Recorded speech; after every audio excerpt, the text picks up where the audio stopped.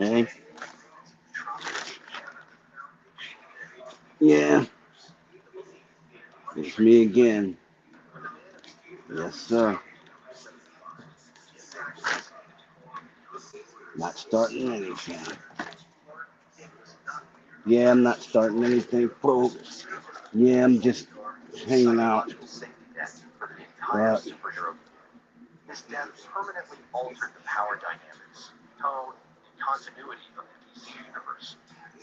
here's the thing, I'm not starting anything. There's not gonna be anything.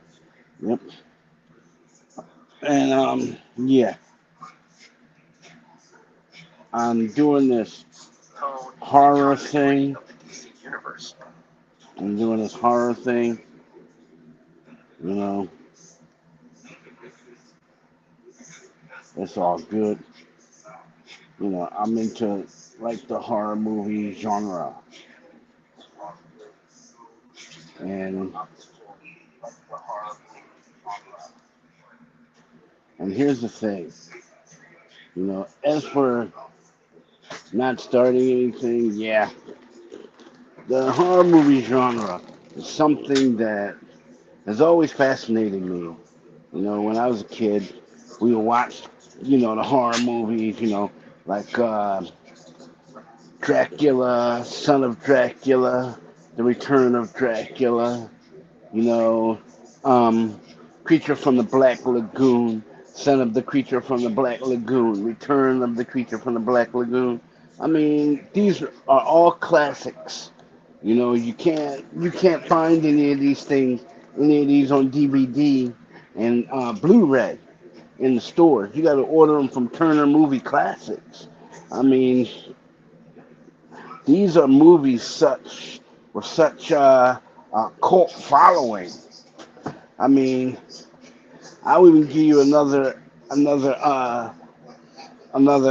genre. George A. Romero's Land of the Dead.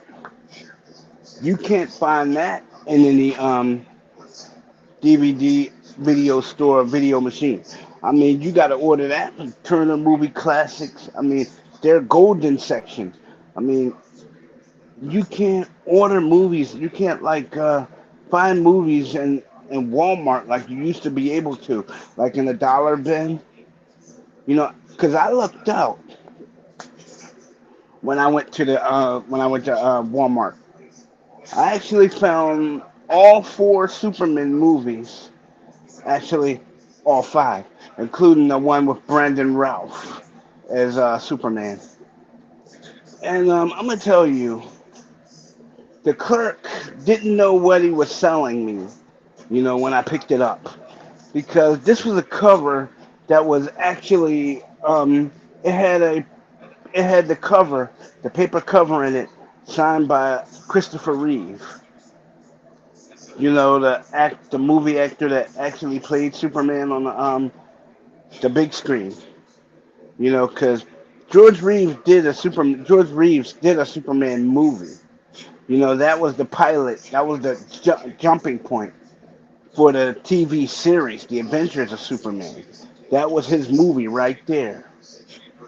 You know, but they didn't do the only thing they didn't do was the whole rocket ship thing. You know, but they did simulate like the crash and other stuff. But here's the thing: George Reeves' movie, you know, it was filled with a primitive like cartoon background.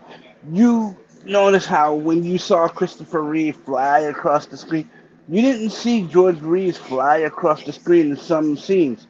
You saw like the cartoon shadow of Superman fly across your screen. Why? Because it was the time difference between the movies. I mean, the George Reeves Superman was made in the '60s, right? Christopher Reeve's Superman was made in 1978, actually, 77, 78, and by then we had gotten Technicolor, we had gotten the flying harness. We had gotten comfortable with using the flying harnesses, you know, the harness them, move him from place to place, make it seems like he's flying. I mean, it was all good. I mean, the clerk didn't know what he was selling me. I mean, he sold me movie covers signed by celebrities are at least worth $150 a pop. This guy sold me the movie for what? $15. $15 and I got all five movies in one case. I mean, it's not his fault. It's not his fault. Bear in mind, it's not his fault. He's a young guy. He didn't know what he was selling. I tried to, tell him, but, you know. But here's the thing. Some people don't want to hear it. It's like you tell them, but they don't want to hear it. And here's the thing. I mean, people often, you guys, you younger guys, you girls, you younger people, you guys are watching movies. You guys are watching the remakes of movies that we've already seen, like George A. Romero's Island of the Dead. I seen that. I seen that when I was a kid. Um, The Island of Dr. Moreau. Seen that. Read the book. Very good. Um, what is it? City of the Dead. George Romero again. Okay, seen that. It was a pretty good movie. Pretty good. Night of the Living Dead. George Romero.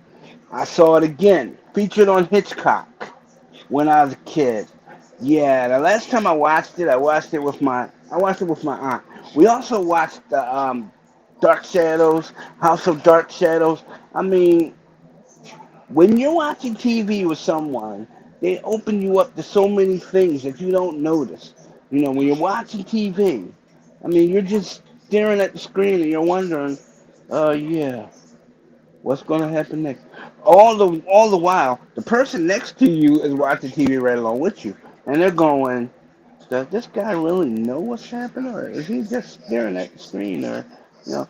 But you never notice. You never know. I mean, when I was watching TV with my friend, we were watching. I believe we were watching what is it, the Slaughterhouse Marathon. We had like all these slaughter like slasher movies. We watched Leatherface. What was it? Jeepers Creepers. Texas Chainsaw Massacre. Um, Night Shift, where the guy had the kids crawl up inside the machine. Yeah, and the machine would start grinding them up. Yeah, that thing. And then we watched a movie called The Mangler. Oh my God. What do these people think of naming the movie The Mangler? Come on now. The Mangler. Why? It's crazy. And then you have people making movies about what is it? It was one movie that George A. Romero wrote. He didn't see its fruition, right? But he did write it. It is his work. To this day, he gets credit for it. It's called Day of the Dead with Nick Cannon. He wrote that movie before it was even a film. He wrote it. He produced it.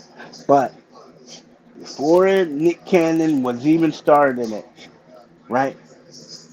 Came after Day of the Dead, came Dawn of the Dead, right? Yeah, Nick Cannon didn't star in that one. It was a guy named Dwayne. And I'm gonna tell you, Dwayne got the short end of the stick. Long story short, Dwayne was this guy. He owned this gas station at the end of town. He noticed that the zombies were coming out of the graveyard, right? And they were advancing on the gas station. So what he did was he got in the truck, and he drove all the way down to the farmhouse, which was a couple miles back into town. Right after he gassed up the truck, he he got to the farmhouse. Right, he barricaded himself in there because the zombies were coming from everywhere. They were everywhere, everywhere. It was crazy. Right, my man was in there barricading everything. He was taking doors off of rooms, right, and nailing them over the windows and nailing the windows shut. I mean, this is a guy. He was into survival, and he was going to survive at all costs, no matter what. And he he even went so far as to he was going to nail the basement shut. That's what he was going to do. He's going to nail the door to the basement shut. But right, he heard a family down there. There was a family living down there, right? This guy, he's like really stupid, right? He's trying to evacuate his family in the middle of a zombie outbreak instead of going to the nearest shelter and hunkering down, until the army can get a handle on it. He tries to evacuate his family, and his daughter gets scratched by one of the zombie children, right? So the daughter is changing into this zombie. He has his daughter shackled against the wall, like totally shackled against the wall, right? And he's telling his wife, everything's gonna be all right. Everything's gonna be fine. She's gonna be all right. You'll wait. She'll pull through, right? All the while they're talking, she done already died and changed into this zombie thing, right? This zombie thing was strong enough to break that chain and attack. It attacked. It tried to attack the father. Well, before it can get upstairs, right? Dwayne heard what was going down, happening downstairs.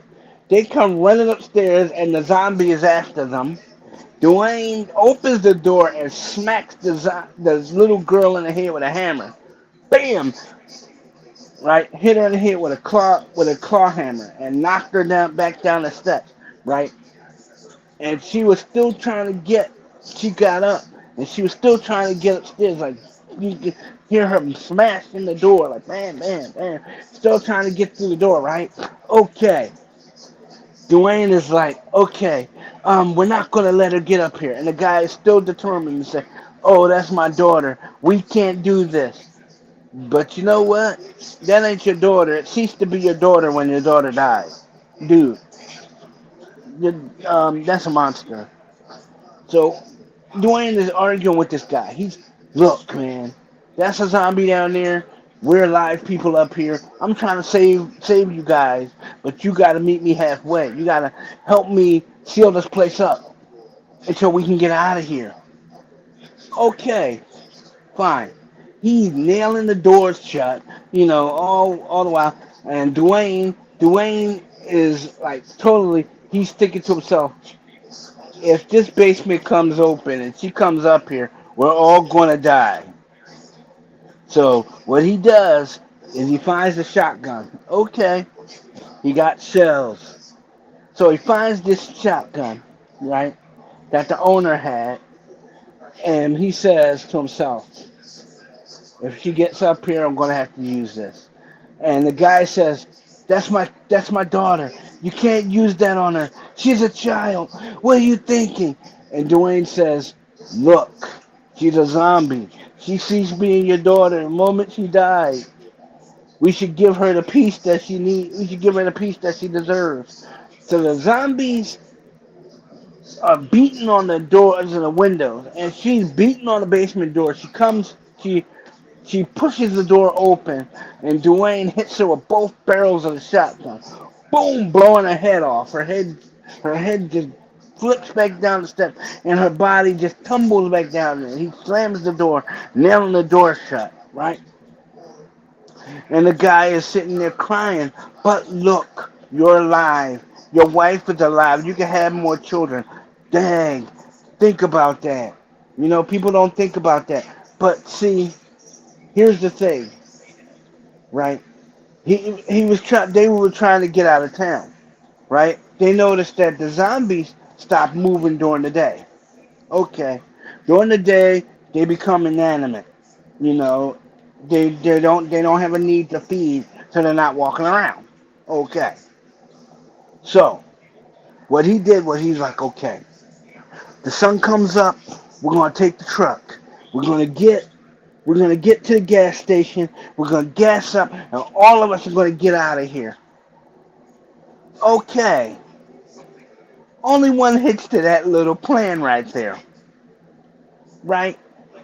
And you always have one stupid guy in the bunch that always messes it up for the few. The guy whose daughter was a zombie, yeah, we'll call him Bob. Well, Bob decides, um, he's gonna be the boss. He's gonna do everything his way. His way nearly got everybody killed because Dwayne said, "Look, we're gonna gas this truck up. We're gonna get out of here. We're not gonna stay here. Let these zombies have this town. That's it, right?"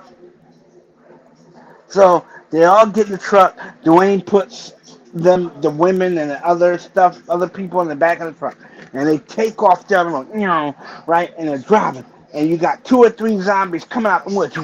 They're running, and you got like two coming from the side, and they come up and they're running.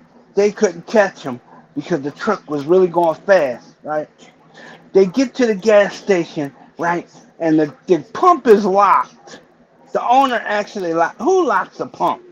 The owner locks the pump. So what he does, Dwayne, he takes a wrench from his toolkit and he smashes the chain until the lock falls off. And he takes the chain off the pump and he's pumping gas into the truck.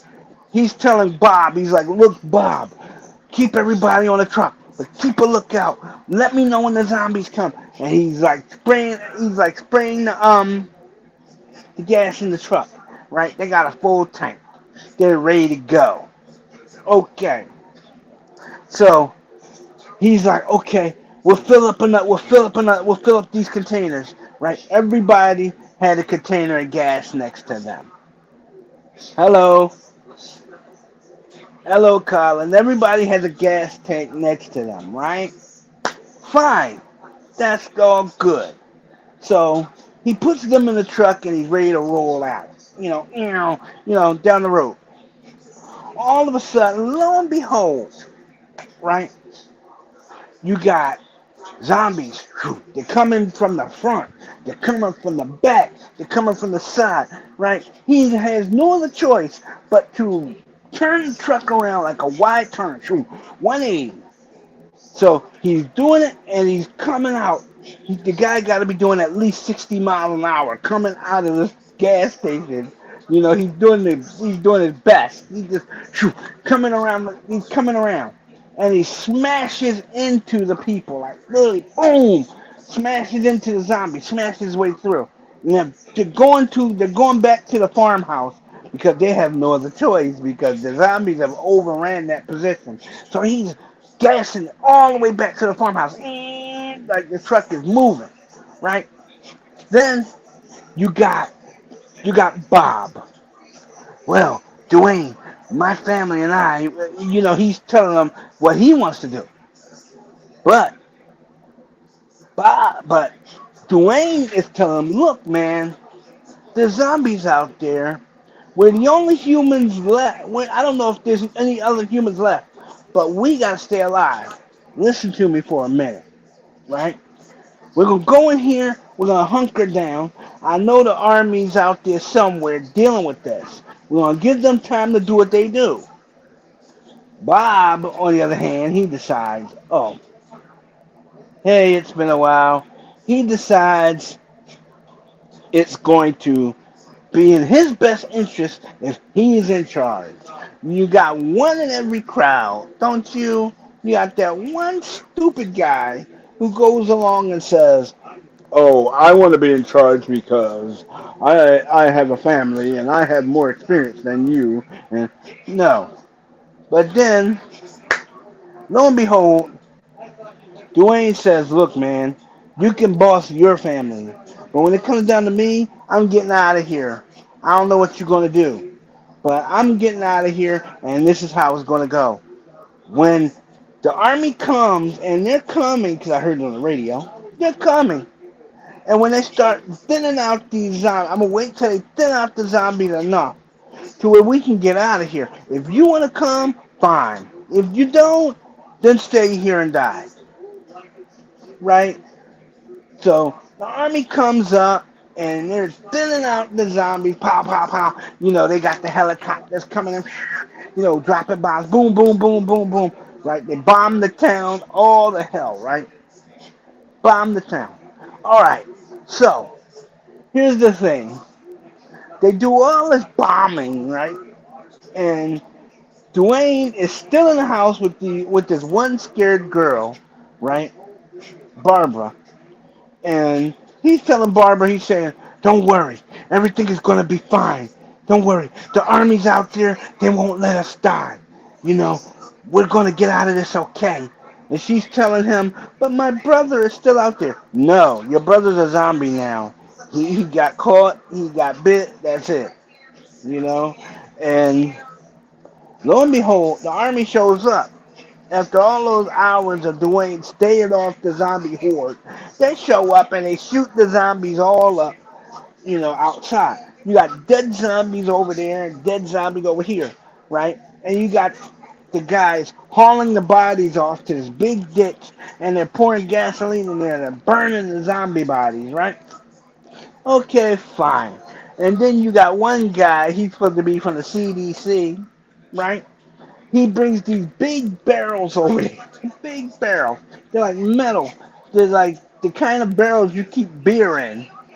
And he puts the dead zombie bodies in the thing, in the canister, and he pressure seals it.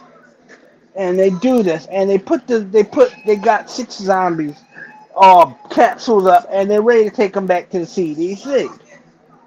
That's fine. But my man Dwayne is still in the house with this scared girl, and she's screaming, and they're ready to blast the house like crazy. Oh, everybody's doing good. They're ready to blast the house like crazy. Next thing you know, bam, right? Dwayne goes to the door to tell the militia leader, the army, "Hey, Mariah." He goes to the door to tell the militia leader that everything is fine. The army is taking care of it, only to find out that the militia leader has Dwayne targeted and shoots him in the head. And they get Barbara out, but the excuse they gave for killing Dwayne is he was holding a hostage. Ain't that something? He's trying to keep this girl alive, and they got him for holding a hostage. Come on, man. And then it goes off, right? But Return of the Living Dead took up where that left off. You got a bunch of army scientists and the CDC. They're trying to figure out what made these dead bodies get up, start roaming around and eating people and all that, right? Okay, that's fine. That's fine. Um, I'm gonna say, I'm gonna say it like this. I ain't never seen nothing like that before. The CDC has never done. I've never seen them do experiments like that, where they have the zombies where they have the thing out of the case, out of the barrel. They got this guy laying on the table. He's supposed to be he's strapped down, and they're giving him the chemical. They're injecting him with some kind of chemical that they made. Lo and behold, this stuff jump starts this guy's system, and he breaks. He literally sits up and breaks out of his strength. Right? The scientists are running toward the door. He literally grabbed the lead scientist by the neck and pulls him back down and chokes him, like breaks his neck, and then he starts eating him. Yeah, I'm gonna tell you, I've never seen anything like it. It's crazy. I mean, oh man, it is just nuts. People are just crazy. And then you got after they were doing all that, the people was like, oh, there's an outbreak in lab 2. All the scientists are dead. Let's get out of here. And you got the colonel, right? Unbeknownst to him, his son and his girlfriend decide to go exploring. They go in this place, and because the girlfriend stole the guy's ID card. Go into the place, and they get in there, and they start mucking around with things.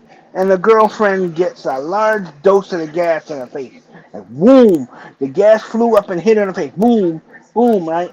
And she starts changing, right? But he doesn't notice because he's so in love with this chick. He's so in love with her.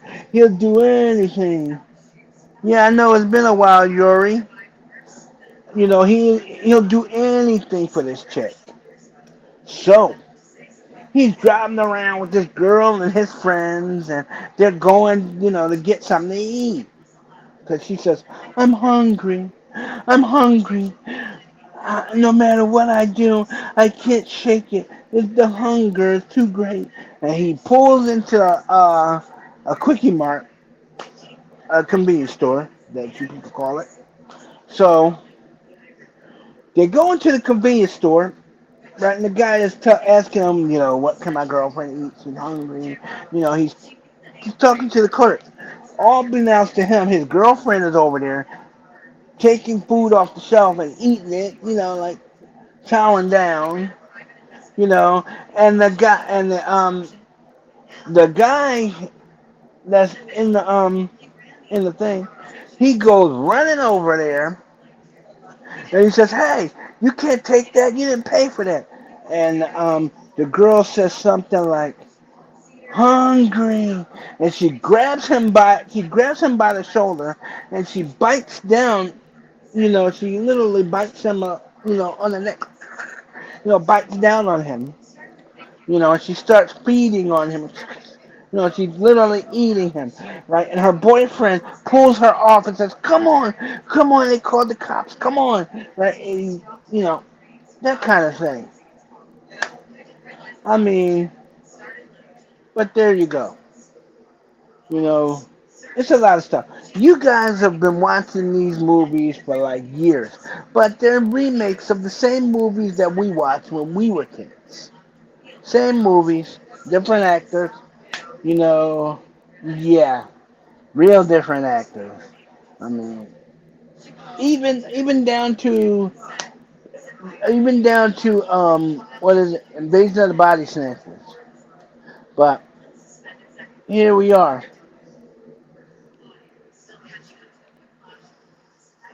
Yeah, I know. I know you've been busy and working and all that. Yeah, I know. You've been busy, man. Hey, it's no shame to that. No shame to that. You've been working, so hey, there you go. But here it is. I mean, it's all about that. But the title of this broadcast is not starting nothing. But I'm just talking about movies because that's what I'm talking about. I mean, it's all good. Not saying anything about anybody. Not calling anybody out or anything. Big shout out to DD Live Studios. Yep. Yep. Me and Colin are definitely friends. Big, big shout out to Colin the good guy. Great big, big shout out to Green Alpha Kinsene. Yep. Big shout out to her. I hope you had a great day, buddy. And I'm gonna tell you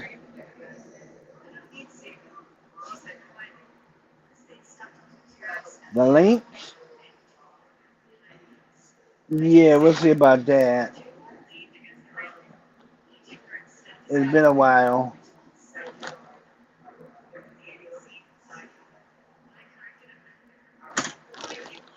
It's been a while.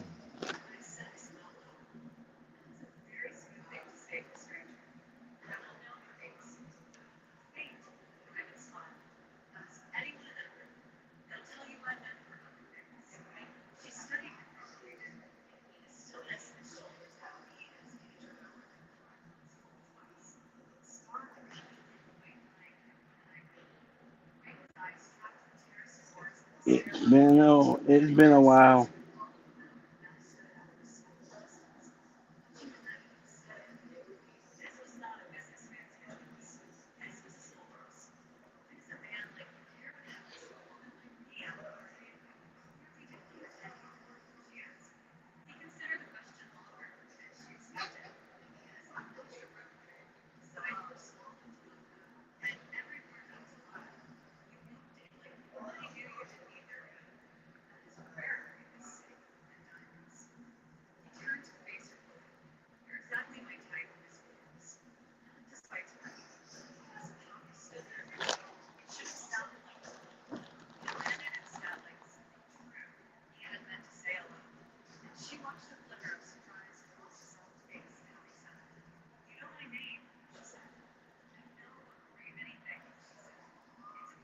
It's been a while.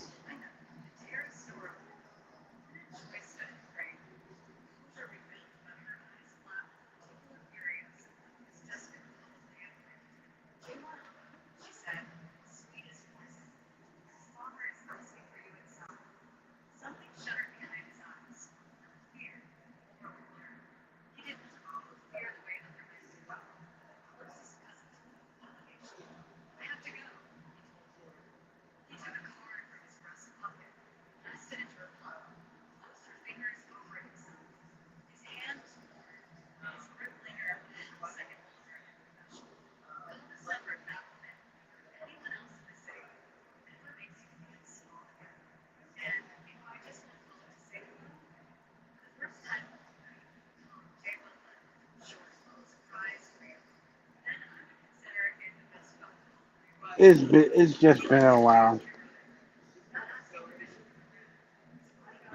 I'm just saying it's been a long time. Heck, I'm not.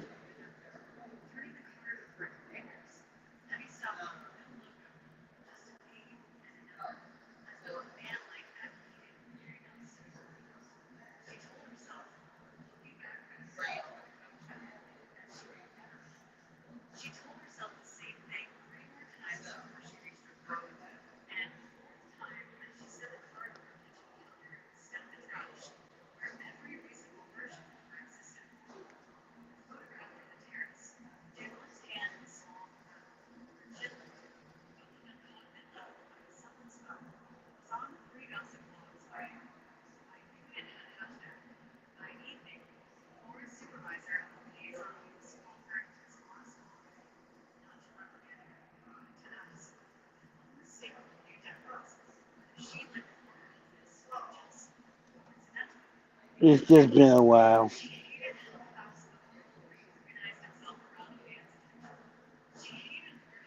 It's been a long time since I did this, so bear with me.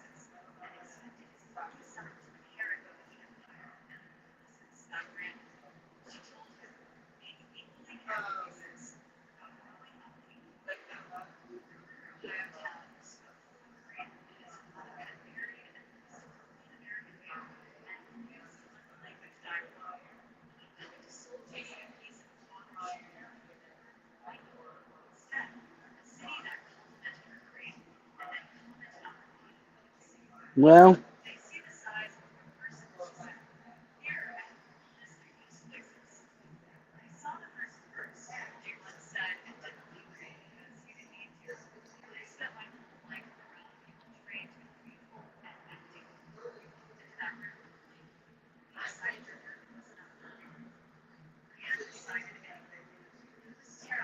looks like I'm gonna have to borrow my monitor for a few minutes.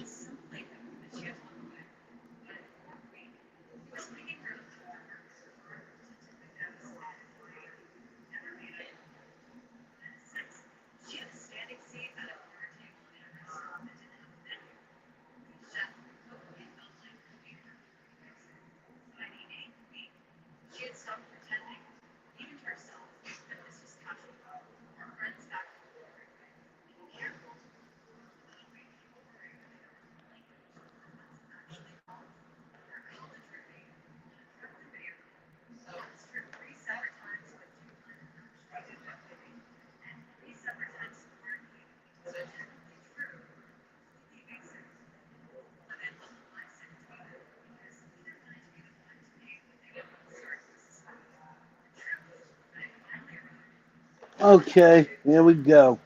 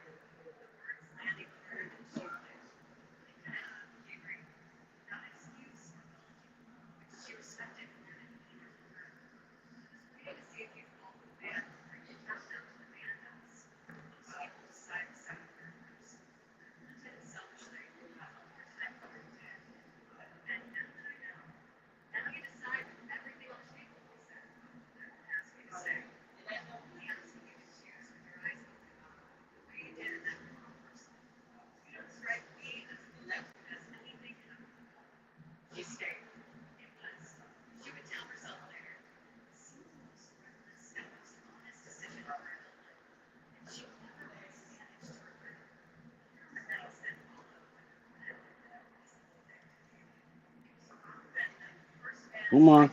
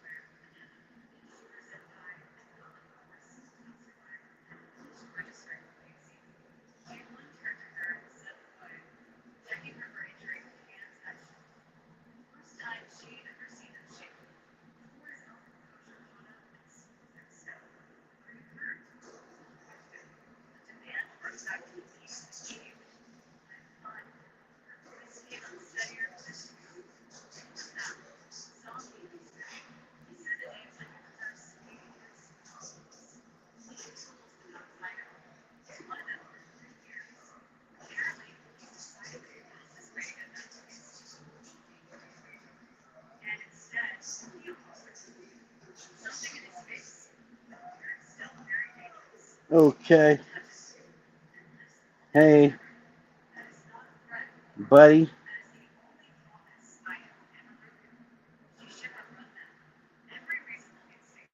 Hey, everybody.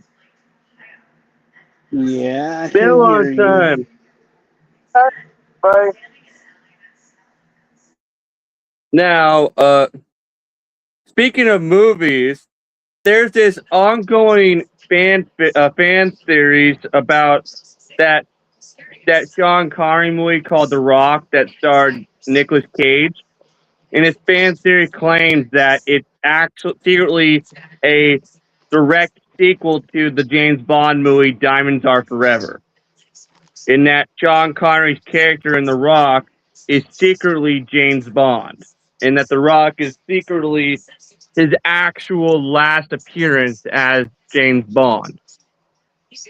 Yeah, well, And it turns out, you see, in the movie, in the Rock, we find out that Sean Connery's character was an MI6 operative and also a Navy personnel yeah, for the British well, Navy, just like James Bond, and also his character in The Rock, his character's name uh, is actually a fake name because also revealed that no one actually knows what his character's name is because there's no record of him. yeah, but the James Bond character was written by the guy who wrote The Saint. Yeah, The guy who wrote The Saint named the guy in the book Ian Fleming. yeah. But you can see why this fan theory exists though, because there's a lot of stuff in the film that points to this possibility, but it's just a fan theory though. And I'm a huge James Bond fan.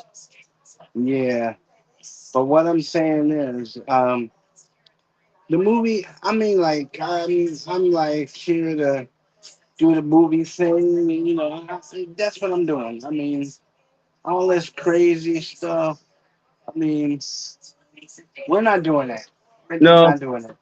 'Cause, That is really the one missing by radio in Goodfellas. The mother, he says Billy and Nelly, a one-time people, I administration, mean, people have been not doing having this. him testifying in court against the sex of Mount. Colin, Still carries your on with TV, it, with Benny struggling to keep himself out of trouble. The older your habits TV is a bit replicated loud. that. no, Yeah, but what I'm but they're saying, like, what I'm saying is, people. I mean, the people. I mean, these kids today are watching remakes of the same movies we watched. I watched I when I was a know, kid. I know, Yeah, all of you, all of you kids and teenagers today are all just the movies that you guys are experiencing right now. uh, So many of them are just remakes or reboots of stuff that both Randy and I grew up seeing. Like, like like your if you're jet, thinking about it, there have been so many reboots of Batman, like the Justice League. I can remember when Batman was just called the Dark Knight. That was it. and and also, I mean, come on, we had two live action versions of the Flash at the same time. The Yeah, CW Flash, played by Grant Gustin, and the Ezra Miller version. yeah. The But Ezra they, Miller version didn't really seem but like Barry Allen to me, though. but they brought back John Wesley Shipp to play Yeah, for those um who don't know, Earth. John Wesley Shipp played Barry Allen, the Flash, back in In the the 80s. 1990s in a 80s. short-lived Flash TV show. And That was guess it. guess who composed the theme music for the 1990s Flash TV show? The same man who composed the 1989 Batman movie theme song, Danny Elfman. Okay. Danny For those Elfman of for also those of you composed Danny for, Elfman also composed the music the for the live action Dick Tracy movie that was made by Disney as well. for those of you who don't know who Danny Elfman is, um Yeah, for those Mario who don't Bros. know, Think about this: the Super Mario Brothers Super Show. Danny Elfman was Luigi. Yeah, for those of you who don't know, Danny Elfman played Luigi. got his start as the lead singer of a 1980s new wave band called Oingo Boingo. Yeah, And then, okay, what Mariah the heck, Michael's son, we don't dude? I'm need thinking about putting you controversy in this on stream. this dude. Demon threatened, threatened Anyway, my mom. Wait a minute. for those who don't I'm know, over Danny here. Elfman got his Wait a minute. start as the lead singer of Oingo Boingo back in the 1980s, but he Wait a but minute. at one point he felt that it was time that he left the band and wanted to pursue uh and wanted to be a film composer. And Hold a minute. the first thing he ever composed was the Simpsons, the theme song for the Simpsons. Hold on. Mariah, you can report that to your local authorities, okay? Yeah, you can report it to your local authority. I You can report that to your local authority because I nobody's know you're supposed to being serious, do but that. Mariah, I know you're being serious, but we don't need this controversy in Elias James. And yeah, but Yeah, as I was saying, after the Simpsons, he went on to actually before the Simpsons, the first thing he composed music for was the 1989 Batman movie and also the first Pee Wee Herman movie, yeah. which was directed by Tim Burton. And this started a whole Yeah, I basically know. a full on partnership with Tim Burton, where Danny Elfman would compose the movies for composing music for a lot of Tim Burton movies, including I think it was Edward Scissorhands, The Nightmare Before Christmas, of course Batman Returns, and also and Sam Ray, and also this also led to Danny Elfman meeting Sam Raimi and composing the music for the first Spider-Man movie starring Tobey Maguire. And Uh, and and you should really report that to your local authority. If he's doing that, then you report it to your local authorities. YouTube should not let him get away with that. You can report him to YouTube too. Yeah, you can. Okay? yeah, Yeah, you should. But what I'm saying is, all these movies that the kids are watching today are movies that we watched when we were kids. I mean, all of it. I mean, everything from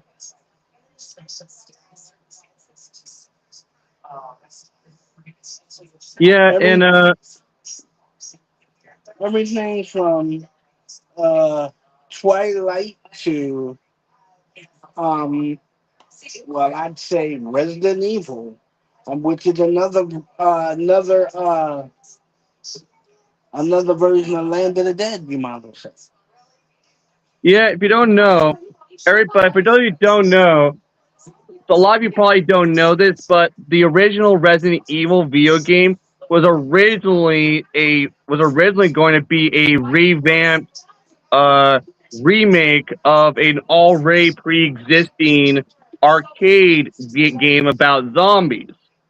But the guy who was put in charge of creating the game decided to make it its own thing, and it became what we know as the original Resident Evil game.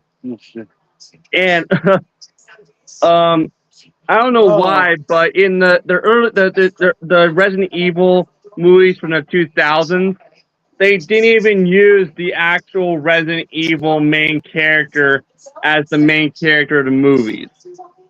yeah, that's good that you're friends with Zachary Taylor. Yeah. How are you? Everything's fine. We're just talking movies here. We're not doing anything illicit or anything. If you want to contribute to the conversation, you can do that from the chat. I mean, you're welcome to do so. I mean, yeah. But what I'm saying is, it's Yeah, there's nothing but a yeah landing so that many we. other movies that a lot of you kids and teenagers are seeing right now are just rehashes of movies that are already around. Like, Movie. look at how many live action Batman movies there have been, and how many live action Superman movies and TV shows there have been, and like look at how many Spider-Man movies there have been. There have been three different Spider-Man movie franchises. The Actually, Tobey Maguire six. one, created by Oh yeah. Sam Raimi. The Mark Webb one, which stars Andrew Garfield as Spider-Man, and the MCU Spider-Man, which is part of the MCU. Oh, don't forget the Spider-Man starring Nicholas Hammond. Oh yeah, and the 1970s TV show version of Spider-Man, Nicholas Hammond. Yeah, but Yeah, those Nick. who don't know, the Tobey Maguire Spider-Man movie, directed by Sam Raimi, isn't really the very first ever live action movie version of Spider-Man. Actually, the very first ever live action Spider-Man movie was a made for TV uh Spider-Man movie that was created for the 1970s Spider-Man TV show starring Nicholas Hammond as Spider-Man.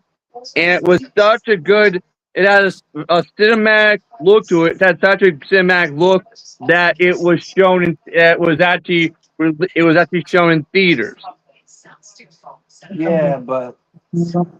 Yeah, but I remember watching Spider-Man as a kid in my parents' living room. I mean, it came on. The movie came on at like 8 o'clock. I mean, when it first left the theater, it came on 8 o'clock Friday night, And 1974. there 1974. and But I'm just saying, it's a lot of different rehashing the same movie. I mean, but look at the TV. yeah, Look at the different rehashes of the same movie. I mean, there look at what you call it, Creature from the Black Lagoon. That's a prime example of that. Remember, oh yeah, Colin? the creature from the Black Lagoon. There are actual plans for a possible remake of the creature from the Black Lagoon. I heard they were going to do a TV show about it. I heard it was a movie. Oh, your favorite flavor is Rocky Road. Oh, I haven't tried that yet. Rocky Road. I haven't had a good version of Rocky Road.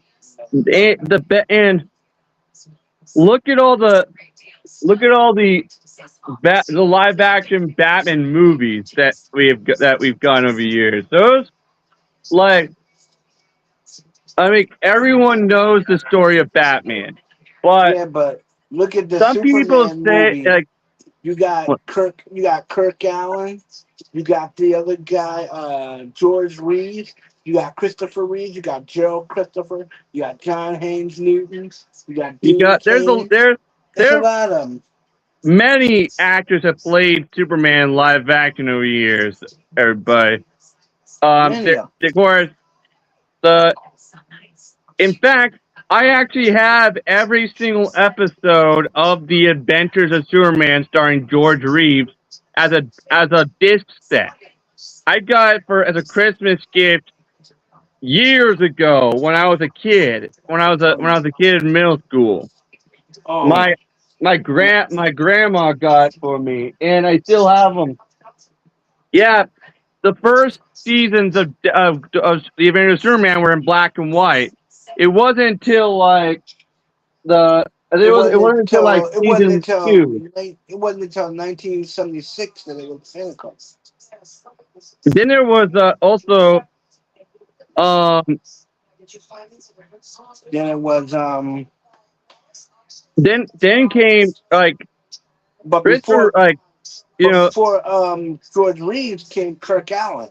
Remember yeah, him? and the funny thing is Kirk Allen was actually offered the role of Superman for the Adventures of Superman TV show, but he turned it down because he didn't want to be typecast as the character.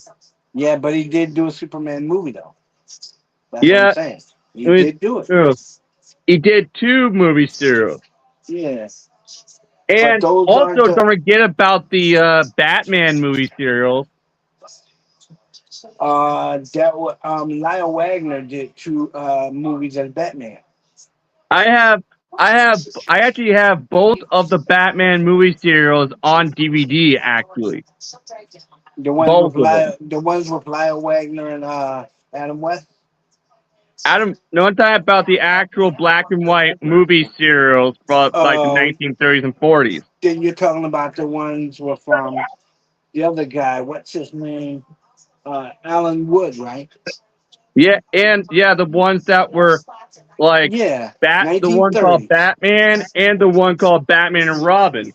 Yeah, Alan The Wood. funny thing is, The story of Batman is Batman and Robin were supposed to be U.S. Treasury agents. yeah, but because they were doing because they were trying to Oh, make Batman this like government propaganda. Everybody, yeah. They and the made funny Batman and thing is, Robin Treasury agents. some of the And stuff that was in the Batman and Robin movie serial actually transitioned into some of the stuff that we see in the 1960s Batman TV show. except they didn't drive a Rolls Royce, they drove a Batmobile. They drove the Batmobile, that was really a a concept car called the Futura. Yeah, It was the it was real it except was redesigned by that guy. What's his name? The guy who designed the Batmobile. yeah, and the guy and Yeah, um it was something. Yeah, the but only problem I have with the 60s Batman TV show is too the fact campy. that it was one of the things that made Batman a little bit silly, in my opinion. It was too Like campy. It was too Batman campy. That's what it started out was. as a very dark character, everybody, back in the 1930s, and he He was actually killed people. Yeah, he used weapons like exploding boomerangs and razor edge But grappling then, hooks. yeah, but then parents and mothers started God bless, complaining man. and saying that, Thanks for stopping by. But what I'm saying is, this Batman actually, I mean, the Batman, Adam West's Batman didn't kill anybody. I mean, by that time, when West came along, um, they had refined the Batman character and they made him into like a positive thing. I can remember when Batman was featured on cereal box. yeah, but the problem was they made him almost too kid friendly, I and know, but I know, then in I know, but they had to do it because kids were having nightmares about giant bats coming through their window. They had to yeah, do it. and but then Frank Miller's The Dark Knight Returns came out and made Batman and brought Batman back to his dark roots. And Yeah, but they had to make the Batman movie kid friendly. Like the suit, they had to change the suit because the original suit was like the one in the comic book. It was dark and had the belt. It made Batman look like a ghoul. yep, but then they came out with the 1989 Batman movie directed by Tim Burton that also helped Batman become uh, a uh, a dark character again, but then director Joe Schumacher basically ruined Batman Forever and Batman and Robin by making them campy and more family friendly. I mean, Batman and Robin. wasn't campy. I can remember the series, because what I grew up watching the series. Okay, I can remember Right.com. Batman and Robin weren't campy. They weren't all this holy gadzooks, Batman, and holy strawberries, that Yep, kind and of guess thing. here's something you probably didn't know about the 1989 Batman movie, Randy. You know that before they decided to make it a dark Batman movie, they originally thought about casting Bill Murray as Bruce Wayne in it, Yeah, I heard about that. and and apparently they also looked at possibly casting Steven Seagal as Batman in it because of his martial arts skills. Okay, But but this was long Michael Keaton. before. This was long before superhero actors started actually doing a lot of their own stuff. Yeah, but Michael Keaton is a martial artist on his own. I mean, the guy is a black belt in karate. Yeah, but the funny thing is when he did the 1989 Batman movie, in some scenes of the movie you can see it's clearly a stunt double Yeah, it doing was a some of his stunt. stunts. Yeah, it was a stunt Like you double. look at some shots like Batman kicking someone in the face. You look That at was a stunt Batman double. at the front of his mask. You notice that this part here is all black, suddenly dark. Yeah, like it's a stunt costume. Yeah, and I mean, like, say for instance, I mean, like, people say that was it people say that that guy the guy who played the guy who did that movie Spawn, Michael Jai White. They say he wasn't really a martial artist, but he was really a mixed martial arts expert. Seriously. yeah, and guess what? The reason why he even said yes to doing Spawn was because he was trying to get his own live action Superhero brand. Blade. He was trying to cause like he and Wesley Snipes were trying to get like a live action uh Black So, Panther movie made yeah, in the but 1990s. yeah, but here we go. But it was like every time you turned around, somebody was always messing something up. I mean, like, they couldn't get the movie. I mean, they couldn't get the few personnel they wanted because the Yeah, personnel they there was so wanted, much studio interference when they were doing Spawn. it was a I lot of mean, it.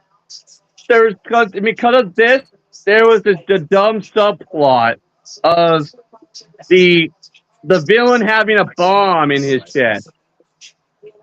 Yeah, but what I don't get is Interesting thing. Spawn. What I don't get is they made the Spawn cartoon an adult cartoon. I get that. I really And get it. also, No, I get it. But the one thing I don't get is you're gonna put NC-17 on it instead of just putting it CVMA. Why? and the funny thing is, when because of Spawn doing terribly in theaters, Michael J. White didn't star in another superhero movie until he starred in The Dark Knight. Uh-huh. Remember when he was in The Dark Knight? Yeah. Remember? Didn't he play a guy called Spartan? Yeah. Remember in the Dark Knight, he was one of the criminal gangsters.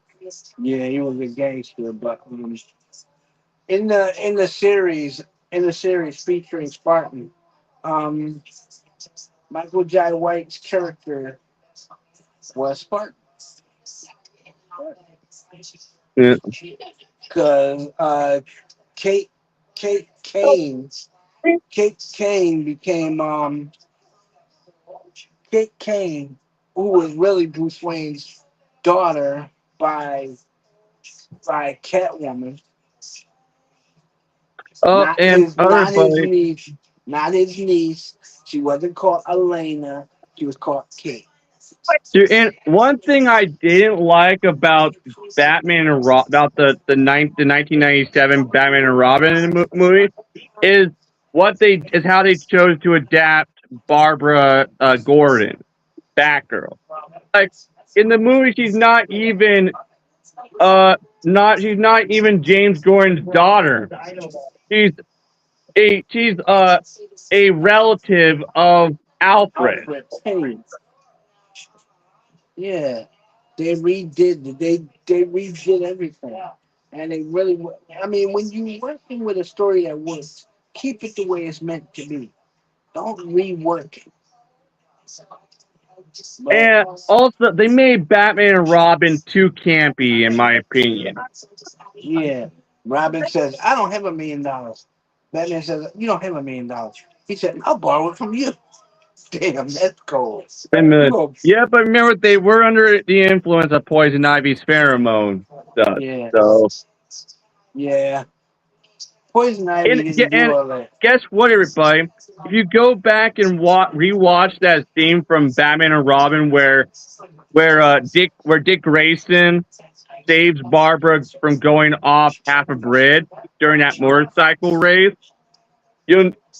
if you rewatch that scene and look at the outfit that Dick Grayson is wearing, you'll notice that it looks an awful lot like the outfit that Jason Todd wears as the Red Hood. Or Street Fighter Robin. Because of this, because remember, everybody, the modern comic book version of Jason Todd, who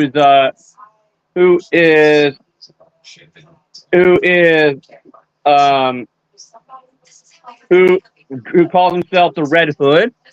His whole look and some of his personality was literally taken from Chris O'Donnell's version of Dick Grayson in Batman and Robin. Yeah, because that flip he did in Wayne Manor's main hallway was the same flip he did in Three Musketeers. Remember the somersault? Yeah, and the only reason why Chris O'Donnell was cast as Robin was because they saw him in a previous movie where he did some acrobatic stuff, and they thought that he would be a good fit for Robin. But the problem is, if you compare his version of Robin to the comic book version of Dick Grayson, you'll notice that their personalities are completely different from each other. Yeah. I mean, Chris O'Donnell's Dick Grayson seems like an F-boy. I know. Who knows a lot about motorcycles and likes to fix up motorcycles in his spare time, and also pick up girls. You got him saying, "Holy strawberries, when jam!" Yeah. And then there's that whole scene from Batman Forever where he and Batman get to the Two-Face and the Riddler's lair, and the whole ground is covered in holes, and and Dick Grayson says, "Holy holes, Batman!" And Batman's like, "Huh?" Holy. And he's like, "The ground is holy." Oh, which was clearly a little reference or homage to the '60s Batman. I know. Before the '60s Batman TV show, everybody, Dick Grayson never said things like, "Holy strawberries, Batman, are we in a jam?" We would say things like that. Or, and guess what? You know that show American Pickers, everybody? Yeah. Well, it turns out there was Burt Ward who played Dick Grayson in the '60s Batman TV show, actually made an appearance in an episode of American Pickers where he was brought in to authenticate this scooter thing that was apparently the exact scooter that he rode on in the Batman TV show that had him on his knees. You mean the Bat And Cycle guess thing? what? It turns out it actually was the one from the TV show. But guess what? He revealed everybody while he was authenticating it. He revealed that at one time they were filming an episode of the TV show, and they wanted him to say this most outrageous line that he thought was very silly and dumb. And the line was, "Holy strawberries, Batman! Are we in a jam?" Yeah, he thought it was a silly and dumb. As you remember in the series Supergirl, he said, "Holy red skies are flaming death!" Oh my God! What the hell we got doing? Yeah. And but guess what, though, everybody? Burt Ward actually makes very a very quick cameo in the Supergirl. DC in the Crisis on Infinite Earth crossover event that they did on CW. Yeah. In the scene that shows the multiple Earths that are being destroyed, you know, And you see yeah, Dick. he pops up as a guy who's basically walking his dog, and I Yeah. believe that scene was actually was apparently I believe it was set in the Earth that the '60s Batman TV show was Yeah. apparently I think set in He because says. it had to be. He says, "Holy." He says, "Holy flaming." He says, "Holy red skies are flaming death."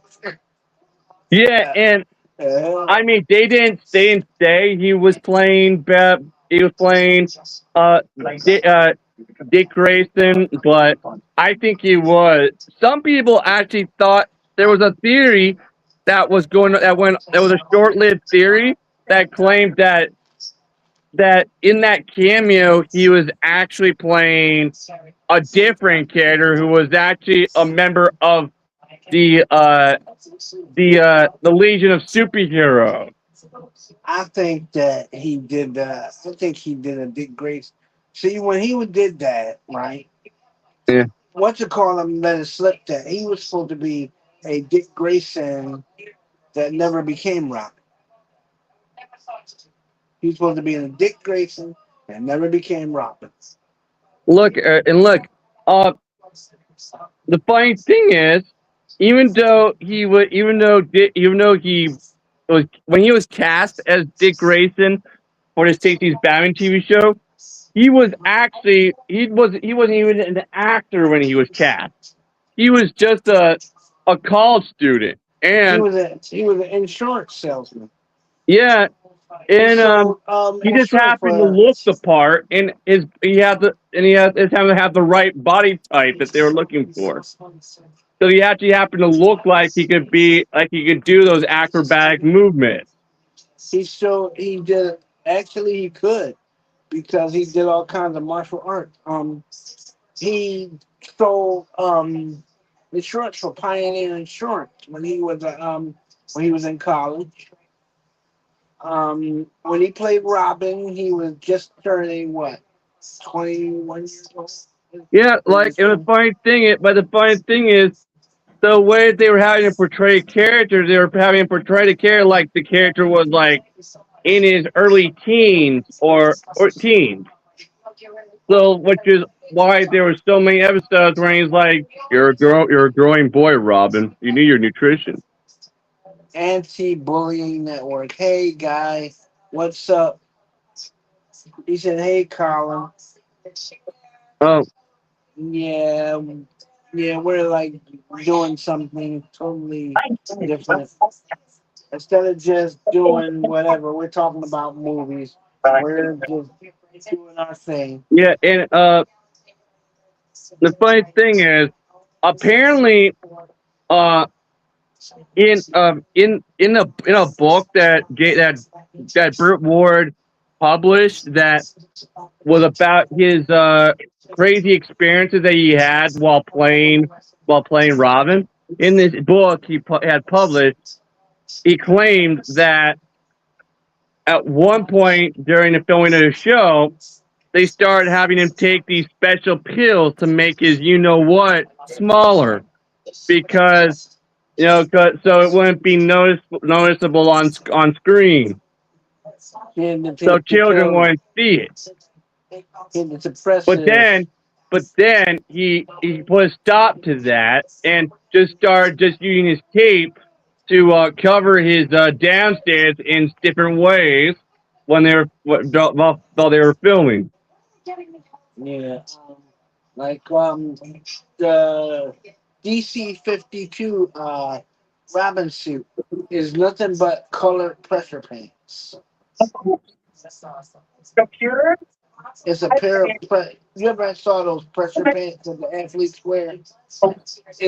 They're those. You pull them up over yes, your cup or in your underwear to make it look like to make you backward streamline. fixing And that's is what they did with the without Robin suit. especially But that as I remember from the Batman series, Burt Ward did get hurt when the Bat Cycle's sidecar separated and it market went around the helicopter. He did get hurt. He said he hurt his hand doing that stunt. Remember, Colin? He said he hurt his hand doing that stunt, I think and together that was crazy. I would have never done it. I'll be I right back, mean, everybody. I have to go feed my dog. but anybody got any questions for the gallery? Any questions? Yeah, I don't think so either. But I'm just saying, all these movies and TV shows and stuff are the same shows that we watched. Me and Colin watched as kids. I mean, you got what was it? You got GoBots. GoBots was the original Transformers. I mean, you didn't have a guy like Optimus Prime doing stuff. You had Leader One, you had Turbo, you had the little scooter guy, you had Scooter, you had Pathfinder, Tri-Track, you know. There was no Megatron. There was Psykill, Crasher, Coptor, Pytor. I mean, there were the Renegades, not the Decepticons. I mean, and it was no Cybertron. There was Gobatron, you know? So Transformers is just a rehashing of the GoBots. If you saw every episode of GoBots like I did, you know that the Transformers are based off of that. I mean, look at the Japanese version of Transformers. You got Optimus Prime, Super Genrai, right? Or as as Optimus Prime, he was Super Genrai, Super God Genrai. That's what he was. Ultra Magnus was Super Convoy, which was a car carrier, heavy duty car carrier. Yeah. Then you had Sideswipe. You had Sideswipe. You had Proud. You had Mirage. Mirage was a Formula One racer, not a motorcycle like everybody thinks. He was a Formula One race car. Um, RC was a roadster. She was a pink and white roadster. She was not a motorcycle. She was not a Ducati motorcycle. Okay? So, yeah, they redid a lot of Transformers. Um, Hound was a military transport vehicle. Yeah, he was a transport vehicle. But then when they redid the cartoon, they made him into a Jeep, a surveillance Jeep with a gun on it. Yep. See, a lot of stuff that you kids watch, we'd already watched. I mean, like you got your Justice League. The Justice League were the original. The Justice League, when you guys was watching it, was called. Well, when we watched it, they were called the Super Friends, right? You had Super Friends. Then you had the world's greatest Super Friends. Then you had the world's finest Super Friends. right? But before all of that, all of it, we're talking about even before Justice League, it was called the Justice Society, right? Right? And then you had the founding members. You had Superman, Batman, Robin, right? Batman and Robin were the same, right?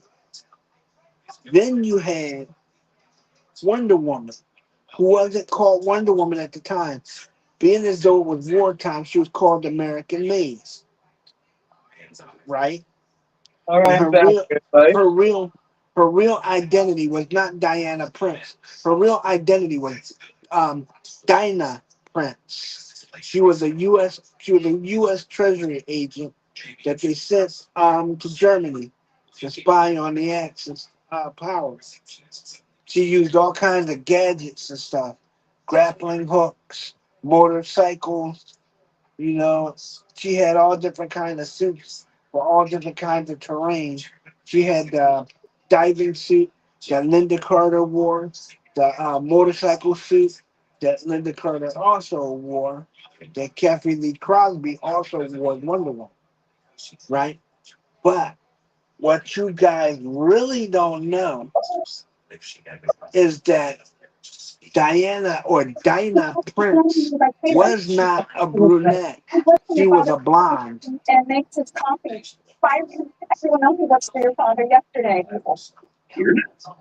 Evie. But Anyway, yeah. Dinah So Prince was a we got blonde.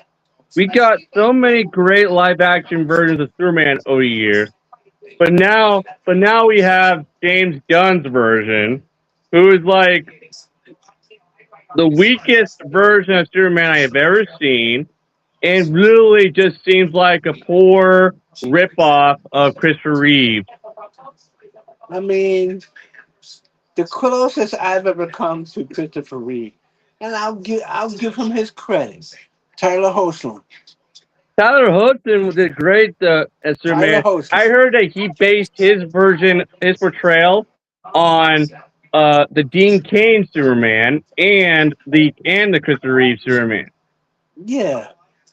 But what I'm saying is he's one of the best Supermen. Then you Yep. got Henry Cavill. Who portrayed a character? Yeah, Henry Cavill. He looks like the I Superman don't get from the, why so many people say that Henry Cavill is a terrible Superman. I don't get it because he already said on multiple occasions that he based his portrayal on how people would actually see Superman if he was an actual real person, how they would actually react to him. You know, yeah. he wanted because he didn't want to play a character like as any previous version. He made the character his own, and And and he played it his way. yeah, and he did a great job of it too. I mean, but And it does help that he looks like a comic book Superman. and also he looks so much like the Alex Ross Superman. If you look at his face and compare it to the Alex Ross Superman's face, you'll notice that they look an awful lot alike. Even when I he mean, frowns. look at the body, the muscle tone.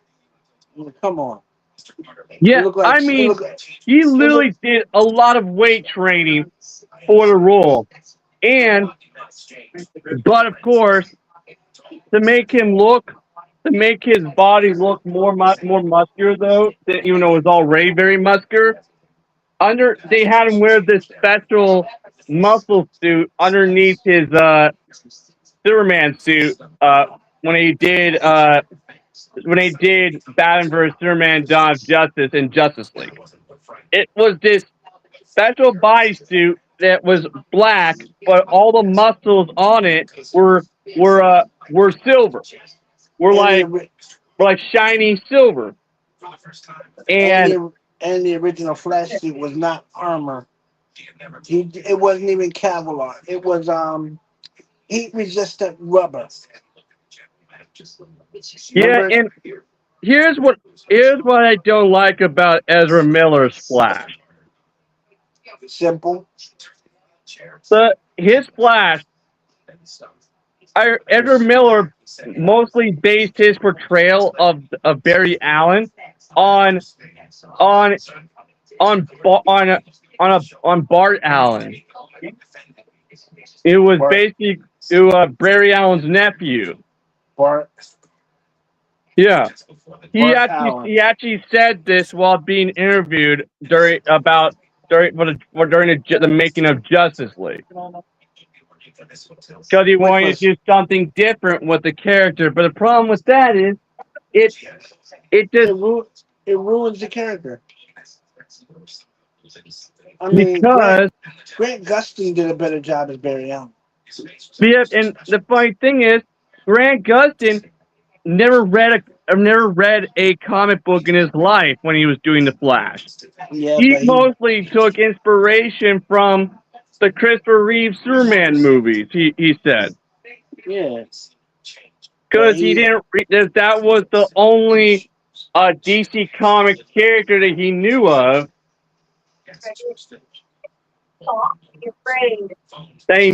when he was growing up in Canada. Yeah, so like for those of so you who don't know, Melissa Benoist is also Canadian. Yeah, she's a and Canuck. also everybody uh and like Ezra Miller's Flash just doesn't seem like like Barry Allen at all because he based his portrayal mostly on the character Bart Allen from the comics. We're talking about Bart Allen Impulse, right? Yeah, I mean he even said this while during interviews. Yeah, Barry, which I mean, I mean, he had people like John Wesley Shep criticizing the character. yeah, I mean, if you compare his portrayal to Grant Gustin's portrayal, you'll notice a giant difference in the portrayal. Yeah, Grant Gustin's version actually seems like the comic book version. yeah. He seems like the Barry Allen you could like trust. If you need him to help you, he's not Ezra Miller, so you know he's going to help you. But Ezra Miller's Superman seems like a very talkative person who might possibly have autism and has difficulty socializing with other people and stuff like that, and doesn't shut up. And I mean, I gotta admit, when Barry Allen, the Barry Allen character as the Flash, being the youngest, right, being the yeah, youngest Justice Leaguer, when he met Wonder Woman, Superman, and Batman at the same time, mind you, he was very respectful and still respectful to this day of Wonder Woman, Batman, and Superman. But Grant Gustin, yeah, he embodied all of that. like But Ezra Miller, no. In the original Justice League series, Oliver Queen and Barry Allen were friends, even though one is younger than the other. They were friends, and they met because when Oliver came back to his city, Barry Allen was dispatched to investigate certain murders that happened in Barry Allen's and Oliver City, and so. they ran across each other. And here, one thing that makes me angry is the fact that they didn't even feature Grant Gustin's version of Barry Allen in the Flash movie. Which they should have. Yeah, the closest thing we got to his Flash even meeting Ezra Miller's Flash is Ezra Miller's cameo in the Crisis on Infinite Earths crossover event that they did for the CW, Oh God. where Not that. yeah, and guess what? They confirmed that that that that him meeting Grant Gustin, Barry Allen, is how he got his superhero name. Yeah, because remember, if you will go and rewatch the episode where where Grant Gustin actually meets Ezra Miller, Ezra Miller is, if you watch Ezra Miller's reaction when Barry Allen calls in the Flash. Ezra Miller, yeah, like if you go and watch how Ezra Miller runs as Barry Allen in He runs like the theatrical version of Justice League, you'll notice that it looks like he's roller skating or something like this. Yeah. He looks like he's skating. But when Grant Gustin does the Flash, it looks like he's running. Yeah, and if you go and watch the Snyder Cut and look at how he's running in the Snyder Cut version of Justice League, you'll notice that he actually looks like he's running. Yeah.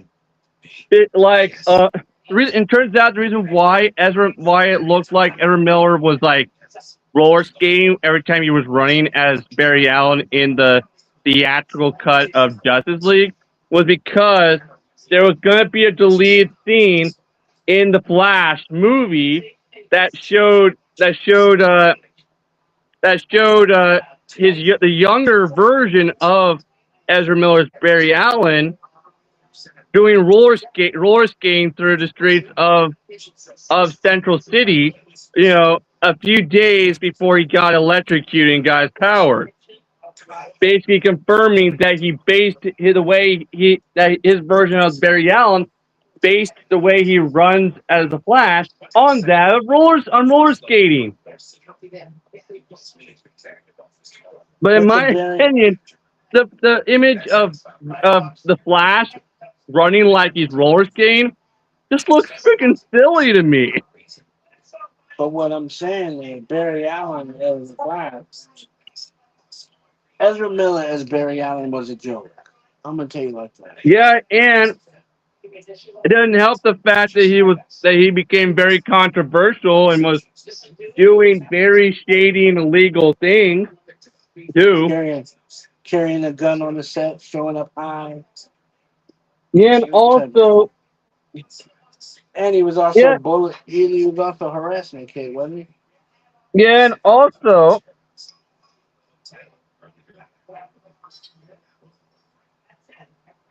and he could have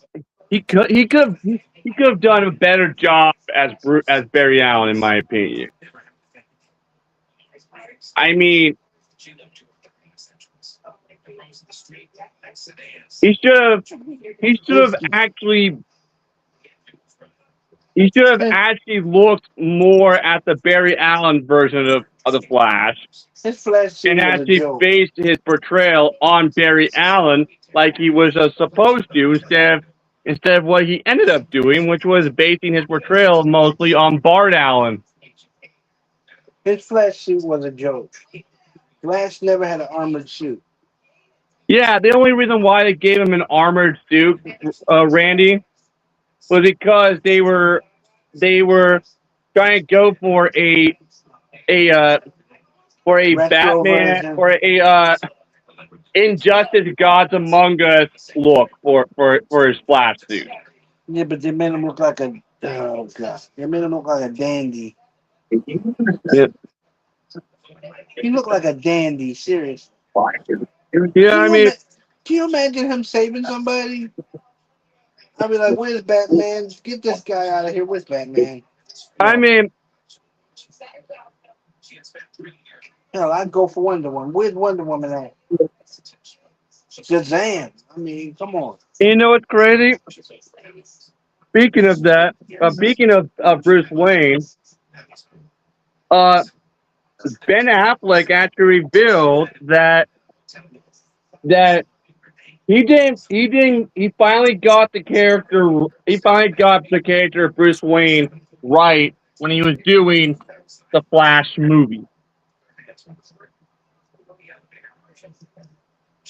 And but you know what I don't get? I don't get why so many Batman fans think that Ben Affleck's Batman is not a good live action Batman because of the fact that his Batman kills people. It is a good live action Batman. But His Batman, you gotta remember, Michael Keaton's Batman was based off of that Batman that kills people. what? Michael Keaton's Batman suit was based off of the lethal Batman. Remember he had the razor boomerang and the razor Yeah. sharp gauntlet? Yeah, Yeah. He had those poison shurikens they shot at people. yeah, and like, but the problem is, people, all those fans who don't like Ben Affleck's Batman because of the fact that his Batman kills people are idiots, in my opinion, because of the fact that Batman did kill people back in the 1930s. Yeah. And also, those fans forget the fact that Ben Affleck's Batman is mostly based on the Dark Knight Returns Bruce Wayne Batman version of Batman, which is why Ben Affleck's Batman is in his late 30s and has already been Batman for 30 years already. I mean, but here's the thing. Kevin Conroy made an appearance on Crisis on Infinite Earth as Bruce Wayne. Yeah, but guess what about that? When they actually revealed that even though he looked like he was playing the Kingdom Come Bruce Wayne because of the mechanical exosuit that he was wearing that allowed him to walk, they confirmed that he was actually playing the Dark Knight Returns Bruce Wayne. Hello, Mariah. Welcome back. Which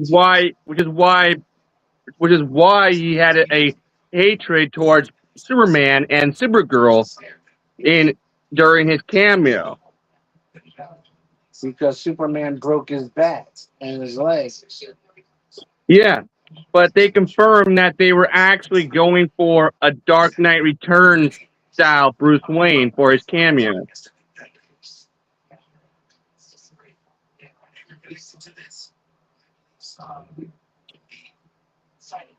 And also, to all of you Batman fans out there who don't like Ben Affleck's Batman, look at the comic books and look at how much he looks like so many comic book versions of Bruce Wayne. Go on, do it. You'd be surprised at his strong resemblance to the character. And also how much he looks like the Batman, the animated series version of Bruce Wayne. Yeah, have you ever noticed that, Randy? How that Ben Affleck actually looks a lot like the Batman, the animated series Bruce Wayne? Yeah, he does. But I mean, Ben Affleck, I think, did a great job of portraying Bruce Wayne's dark and brooding side of his personality. Because Bruce Wayne is a very tortured and angry person, full of anger and rage. And guess what? Ben Affleck actually revealed once that anger is actually a trait that he shares with Bruce Wayne. Yeah, everybody remember, Bruce Wayne is a very tortured and angry person. Remember, he saw his parents murdered right in front of him when he was just a little kid. You know what that does to a person messes you up. mentally, everybody? That's why Bruce Wayne has a darkness to him, and it's full, and is always rooting and angry at times because he has a lot of anger in him, and is mentally unstable. Why you think that's why he's the way he is in the Robert Pattinson Batman movie, like completely unhinged and violent. But Because that's what Batman would be in real life. A very violent and unhinged, angry vigilante who wants to beat criminals to a pulp until until they're bleeding. it's going over the time. I got 140. But me and you, we gotta do this again. Yep. So It was nice seeing you all again after all this time. yep, very nice. Yeah. And we will catch you. We will catch you another time. Yep. But remember, same bat time, same bat channel. Cool. Yep. Same bat time, same bat channel. Back to you, Colin. Peace, everybody. All right, baby.